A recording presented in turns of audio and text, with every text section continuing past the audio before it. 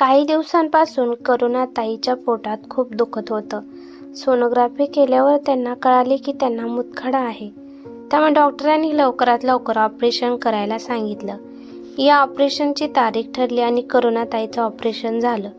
तेव्हा त्यांची सगळी धावपळ आणि काळजी त्यांची सून पौर्णिमा घेत होती. त्यांची मुलगी मेघना काही कामानिमित्त दुसऱ्या देशात गेली होती. त्यामुळे ती आपल्या आईला भेटायला आली नव्हती. अशा वेळी पौर्णिमानेच आपल्या सासूला सांभाळलं होतं. बघता बघता 15 दिवसाच्या आतमध्येच पौर्णिमाच्या सासूबाईची तब्येत ठीक होऊ लागली आणि त्यांचे सगळे जखमसुद्धा भरून आले. आता करुणाताई नॉर्मल झाल्या होत्या. सगळं काही व्यवस्थित चालू होतं. 1 महिन्यानंतर त्यांची मुलगी दुसऱ्या देशातून माघारी आपल्या घरी आली आणि एक दिवस मेघना आपल्या आईला भेटण्यासाठी तिच्या माहेरी गेली.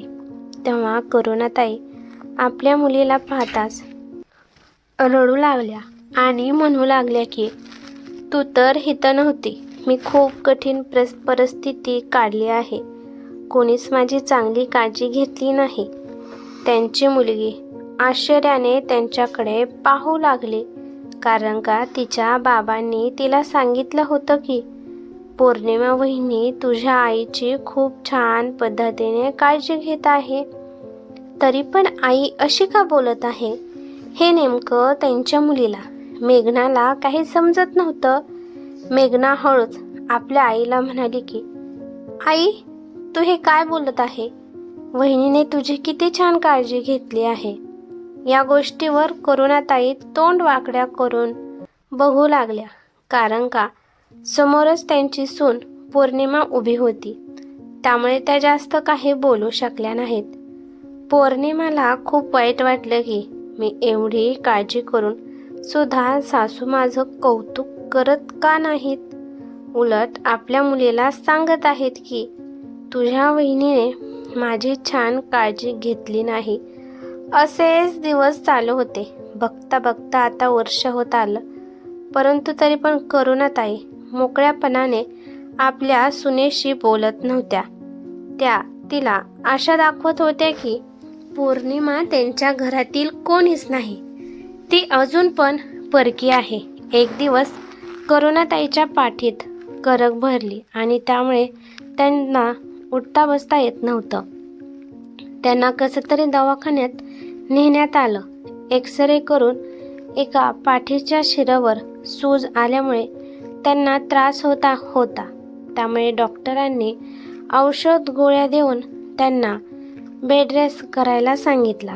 अशा परिस्थितीत सुद्धा पौर्णिमाने आपल्या सासूची काळजी घेतली आणि दररोज मालिश केल्यामुळे आता करुणाताईच्या तब्येत सुधारणा होऊ लागली.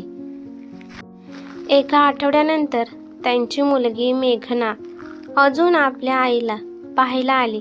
मेघनाच्या सासऱ्यांची तब्येत ठीक नव्हती, त्यामुळे ती लवकर येऊ शकली नाही. आपल्या आईच्या रूममध्ये जाऊन आईसोबत गप्पा मारू लागली.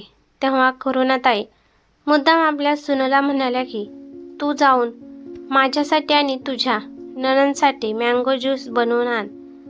तुझ्या नणंदला मँगो ज्यूस खूप आवडतो. त्यामुळे पौर्णिमा तेथून जाऊन किचनमध्ये मँगो ज्यूस बनवू लागली. दिवस रात्र ती घरात एका मशीनप्रमाणे काम करत होती. तरी पण तिची सासू तिचं कौतुक करायचं सोडून उलट पौर्णिमेच्या कामात कमीपणा तिला दाखवत होत्या. त्यामुळे पौर्णिमाचा चेहरा एवढा सुकला होता. जेव्हा पौर्णिमा ज्यूस बनवून सासूबाईच्या बेडरूमपाशी गेली, तेव्हा तिने समोर पाहिलं की तिची सासू आपल्या मुलीला त्यांच्या कमरेच्या चाव्या देत म्हणाल्या की कपाट उघड, माझं थोडं काम आहे. कपाटामध्ये माझे हे नवीन कपडे त्या कपाटात ठेव आणि दुसरे कपडे काहीतरी काढून ठेव आणि लगेच लॉक करून चावी माझ्यापाशी दे. पौर्णिमा हे पाहून दंग झाली, कारण का तिची सासू कपाटाची चावी त्यांच्या जीवापेक्षा जास्त सांभाळत होत्या. जेव्हा पहिल्या वेळेस त्यांचं ऑपरेशन झालं होतं, तेव्हा ऑपरेशन व्हायच्या आधी त्यांनी त्यांच्या चाव्या कुठेतरी लपवून ठेवल्या होत्या आणि जेव्हा घरी आल्यावर त्यांना काय पाहिजे असेल तर त्या त्यांच्या मुलाला बोलवून कपाटातून सामान काढून घेत होत्या. कपाटामध्ये एखादं सामान काढायचं असेल किंवा ठेवायचं असेल तरी पण करुणाताई आपल्या सुनबाईच्या हातात चावी देत नव्हत्या.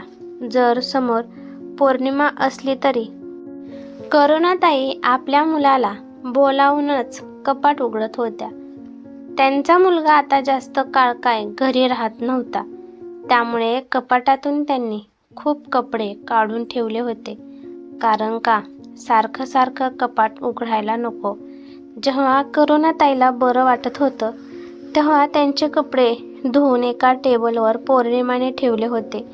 त्यामुळे पौर्णिमा एकदा तिच्या सासूबाईला म्हणाली होती की कपाटाची चावी द्या, मी तुमचे कपडे सगळे घड्या घालून मस्तपैकी कपाटात ठेवते आणि तुम्हाला काय कपाटातलं सामान पाहिजे असेल तर ते पण मी काढून तुमच्यापाशी देते. गेल्या 1 वर्षापासून पौर्णिमा आपल्या सासूची सेवा करत आहे आणि सासूने न विचार करता लगेच आपल्या मुलीच्या हातात कपाटाच्या चाव्या दिल्या. पौर्णिमा आल्या पावली माघारी किचनमध्ये गेली. पौर्णिमा रडू लागली. ती विचार करू लागली की सासूबाईचा सुनेवर काडीचा सुद्धा विश्वास नाही, परंतु तिच्या नणंदने मेघनाने त्या चाव्या माघारी तिच्या आईच्या हातात देताना म्हणाली की आई, हे काय करत आहेस? तुझ्या कपाटाच्या चाव्या मला का देत आहे? तर करुणाताई म्हणाल्या की कारण का तू माझी मुलगी आहे, माझा तुझ्यावर पूर्ण विश्वास आहे. तू जाऊन हे सगळं सामान कपाटात ठेव. गेल्या 5-6 दिवसापासून हे कपडे बाहेरच पडले आहेत आणि मी तुझीच वाट पाहत होती. तू कधी येत आहे आणि हे कपडे कपाटामध्ये नेऊन ठेवत आहे. मेघनाला हे जरा विचित्र वाटलं. ती थोड्या वेळ शांत बसली आणि आपल्या आईला म्हणाली की आई, तू हे काय बोलत आहे? घरात वहिनी आहे, तू तुझं सामान वहिनीला कपाटात का ठेवून देत नाही? आणि ह्या चाव्या सुद्धा तू वहिनीला का देत नाही? तू माझ्या येण्याची वाट का पाहत होती? तेव्हा करुणाताई तोंड वाकडं करून म्हणाल्या की नाही, मी तिला माझ्या चाव्या देणार नाही, त्यामुळे तर मी तुझी वाट पाहत होते. आई, तू हे सगळं याच्यामुळेच बोलत आहे ना की मी तुझी मुलगी आहे आणि तू माझ्यावर विश्वास ठेवू शकते आणि तुझा विश्वास तुझ्या सुनेवर अजिबात नाही. आई, मी माहेरी फक्त 1 दिवसासाठी आली आहे. नंतर मी माझ्या सासरी जाणार आहे आणि त्यानंतर वहिनीला, हे घर आणि तुला सांभाळायचं आहे. आता हे तुझे दुखणे आयुष्यभर असेच राहणार आहे, त्यामुळे तुझी काळजी फक्त वहिनीच घेऊ शकते. कारण का मी तरी सारखी सारखी येऊ शकणार नाही. तरी पण तुझा वहिनीवर अविश्वास का आहे? जर तुझा वहिनीवर विश्वासच नाही तर तू वहिनीकडून तुझी सेवा करून का घेत आहे? आई, जेव्हा वहिनी तुला जेवण देते, तुझे कपडे बदलते, तुझी घाण काढते, तुला वेळेवर औषध पाणी देते, तेव्हा तू वहिनीवर विश्वास टाकते. पण जेव्हा कपाटाच्या चाव्याचा विषय येतो तेव्हा तुला कशामुळे भीती वाटत आहे? असं पण तुझ्या मागं हे सगळं वहिनीलाच पाहायचं आहे. हे सगळं वहिनीचं आहे. वहिनी या घराची सून आहे, या घराची लक्ष्मी आहे. वहिनी या घरातील प्रत्येक जिम्मेदाऱ्या निभवत आहे.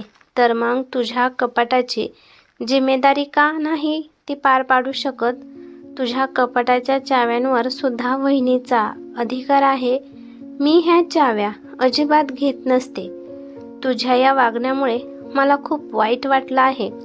माझ्या सासरी तर माझी सासू त्यांच्या कपाटाच्या चाव्या बिनधास्त माझ्यापाशी ठेवायला देते. याचा अर्थ असा आहे की माझ्या सासरी माझ्या सासूने माझा स्वीकार केला आहे. परंतु आई, तू अजून वहिनीला या घराची सून आणि लक्ष्मी म्हणून स्वीकारलं नाही. परंतु काय माहीत, मला आता इथे अजिबात चांगलं वाटत नाही. त्यामुळे मी आता माझ्या घरी, माझ्या सासरी मी चालली आहे. असं म्हणून ते उदास मनाने उठून उभी राहिली. आपली मुलगी चाललेली आहे आणि ती का चालली आहे हे त्यांना समजले आणि त्यांना समजू लागले की आपण खरंच आपल्या सुनेसोबत खूप वाईट वागत होतो. मी अजून तिला आपल्या घरातली आहे म्हणून कधी स्वीकारलं नव्हतं. त्या विचार करू लागल्या की जशी माझी मुलगी लग्न होऊन दुसऱ्याच्या घरी गेली आहे आणि इथे सुद्धा दुसऱ्याची मुलगी माझ्या घरी लग्न करून आली आहे. माझ्या मुलीला तिच्या सासूने स्वीकारलं आहे, परंतु मी अजून माझ्या सुनेला स्वीकारलं नाही. या गोष्टीचं त्यांना वाईट वाटलं. त्यांच्या मुलीची सासू तिच्यावर विश्वास ठेवू शकते तर मी का नाही माझ्या सुनेवर, पौर्णिमावर विश्वास ठेवू शकत? आपली मुलगी जाताना पाहून करुणाताई म्हणाल्या की अगं मेघना, कुठे चालली आहे? मी माझ्या सुनेला ज्यूस बनवायला सांगितला आहे आणि थांब, मी आता तिला बोलवतच आहे.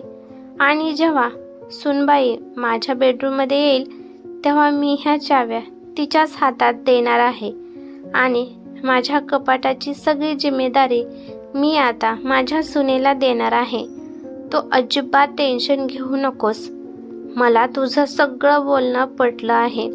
ज्या पद्धतीने माझ्या मुलीला सासरी सगळे अधिकार मिळाले आहेत तसेच मी आता सगळे अधिकार माझ्या सुनेला देणार आहे. एवढं म्हणून करुणाताईने आपल्या सुनेला आवाज देऊन बोलावलं. पौर्णिमाच्या डोळ्यात आधीच पाणी येत होतं. सासूबाईच्या आवाजाने तिने पटकन तिचे डोळे पुसले आणि मँगो ज्यूस घेऊन ती तिच्या सासूच्या रूममध्ये निघाली. अगं सुनबाई, दिवसभर कामच करत राहणार आहे का? जरासं आमच्यापाशी बसून गप्पा मार. आणि हे काय ग, 2च ग्लास ज्यूस का घेऊन आली आहे?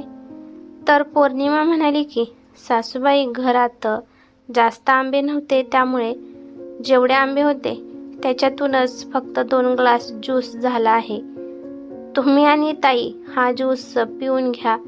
तर तिची सासू म्हणाली, नाही सुनबाई, अजून एक रिकामा ग्लास घेऊन ये. आम्ही दोघी आमच्यातलं निम्मे तुला देणार आहोत. आपण ते तिघे मिळून ज्यूस पिऊ. पौर्णिमा आश्चर्याने आपल्या सासूकडे पाहत बसली. तर सासूने तिला त्यांच्यापाशी बोलावलं आणि त्यांच्या हातातल्या चाव्या आपल्या सुनबाईच्या हातात देताना म्हणाल्या की ते जरा कपडे कपाटामध्ये ठेवून दे. आपल्या सासूबाईचे बोलणे ऐकून पौर्णिमाच्या तोंडावर चमक आली आणि तिच्या डोळ्यातून आनंदाश्रू येऊ लागले. आणि आपल्या सुनबाईच्या डोळ्यातील अश्रू पाहून करुणाताईने सुद्धा त्यांच्या वागण्यामुळे त्यांना पश्चाताप होऊ लागला. आपल्या एवढ्या चांगल्या सुनेसोबत मी भेदभाव केला. करुणाताईने आपल्या मुलीकडे आभारीपणाच्या नजरेने पाहिलं आणि आपल्या सुनेला म्हणाल्या की आता हे सगळं तुलाच पाहायचं आहे. हे सगळं आता तुझंच आहे. मी विनाकारण चावी लपून ठेवत होती. या चाव्यांची खरी हकदार तर तू आहे. कपाटामध्ये जेवढं काही पण आहे ते तुम्हा सगळ्यांचं आहे. आता मला काही सुद्धा नको. जे आहे त्यात मी समाधानी आहे. माझ्या सामानावर माझ्या मुलीचा आणि माझ्या सुनेचाच अधिकार आहे. पौर्णिमा आपल्या सासूबाईच्या गळ्यात पडून म्हणाली की जाण्याच्या गोष्टी कशामुळे करत आहात? तुम्हाला अजून खूप आयुष्य काढायचं आहे. तुम्ही सदैव निरोगी राहावा. समोर बसलेली मेघना सासू सुनेचं प्रेम पाहून खूप आनंदित झाली. तिला खूप आनंद झाला की मी समजावण्यावर माझी आई समजली. ही कथा कशी वाटली ते मला कमेंट करून नक्की सांगा.